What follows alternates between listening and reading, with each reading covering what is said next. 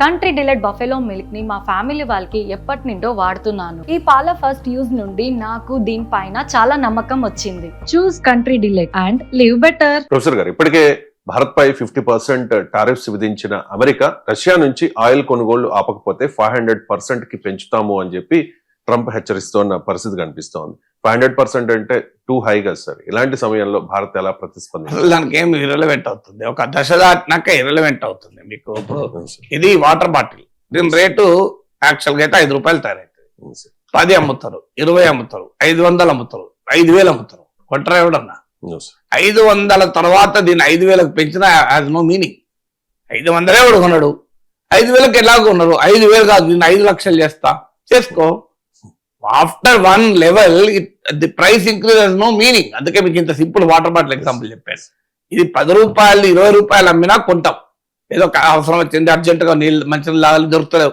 20 కాదు 50 కొంటాం, 50 కాదు 100 కొంటాం. ఒకసారి వర్స్ట్ కేసు సినారియోలో 1000 రూపాయలు కొంటామా? కొనం. 1000 తర్వాత దీన్ని 1,00,000 రూపాయలు కొనం, 10 లక్షలు కొనం. ట్రంప్ లాంటి 1 కోటి రూపాయలు చేస్తాడు.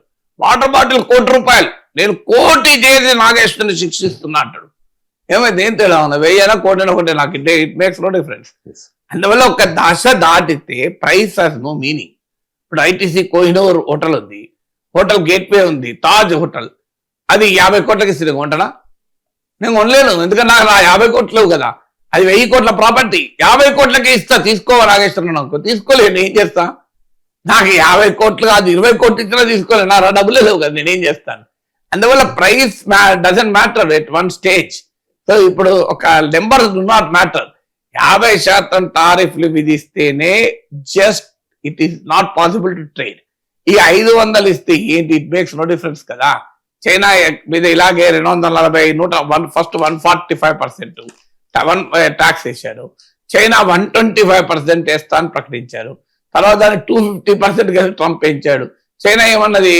ఇది వేస్ట్ ఆఫ్ టైం, ఇక అంతకన్నా ఎక్కువ పెంచినా పెంచకపోయినా it makes no difference, trade will not take place at that level అని చెప్పి మేము ఈ పనికి మాలిన రేస్ లో పాల్గొనమని చెప్పి చైనా వాళ్ళు పట్టించుకోలేదు. తర్వాత ట్రంప్ తుమ్మకొచ్చి 30% తగ్గించాడు. ఇప్పుడు చైనా పై కూడా 500% వేస్తా అంటున్నాడు.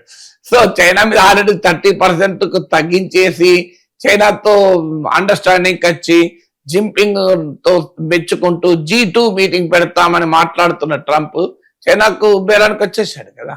సో భారతదేశం వెనుజులాపై దాడి చేసినా ఏమంటలేదు, ఇరాన్ పై దాడి చేసినా ఏమంటలేరు. వరుస పెట్టి ట్రంప్ కోరినట్టు కన్సెషన్లు ఇస్తున్నాం. ఇండియా పాక్ వార్ ఆపినని అన్నా కూడా ప్రైమ్ మినిస్టర్ మోడీ ఇప్పటి వరకు ట్రంప్ పేరు చెప్పి దిస్ ఇస్ లై అని అనలేకపోతున్నారు. ఇప్పుడు సార్ ప్లీజ్ అని బతిలాడిన ట్రంప్ చెప్పినా there is absolutely no response from Modi. Modi ఎందుకు రెస్పాన్స్ కావాలి? ఏమన్నా ట్రంప్ ఏమైనా మాట్లాడుకుంటాడు అంటున్నారు. మాటలతో ఆగుతాయి, ఆ ట్రంప్ చేతులు కూడా మొదలు పెట్టాడు కదా. ఇప్పుడు 500% టారిఫ్ వేస్తా అంటున్నాడు. అది ఏంటి? రష్యన్ ఆయిల్ కొంటున్నది వేస్తా అంటున్నాడు. రష్యా నుంచి ఆయిలే కాదు, ఇప్పుడు కొత్తగా యురేనియం కూడా కొనొద్దు అన్నాడు. మరి రష్యా నుంచి యురేనియం అమెరికా కూడా కొంటుంది. విచిత్రం ఏంటంటే ఇప్పుడు రష్యా నుంచి ఆయిల్ అమెరికా కొంటూ, రష్యా నుంచి యురేనియం అమెరికా కొంటూ మనం మాత్రం కొనొద్దు అంటున్నాడు.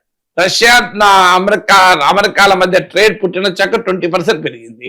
సో నేను చాలా లెక్కలతో సహా చెప్పాను. LNG export, Russian LNG export లో 51% యూరోప్కే. అసలు మనం సెకండ్ బిగ్గెస్ట్ తప్ప ఫస్ట్ కాదు. అయినా కూడా మన పైన దాడి చేస్తా అంటూనే ఉన్నాడు. ఎందుకు? మన మెతక వైఖరిని is taking for granted. India is నిలబడ్డదే. ఆఫ్టర్ ఆల్ ఒక చిన్న చిన్న కంట్రీస్ కూడా నిలబడుతున్నాయి. కొలంబియా, మెక్సికో, క్యూబా లాంటి చిన్న దేశాలు, యూకే, జర్మనీ లాంటి మిత్ర దేశాలు కూడా ఇది తప్పని ధైర్యంగా అంటున్నాయి.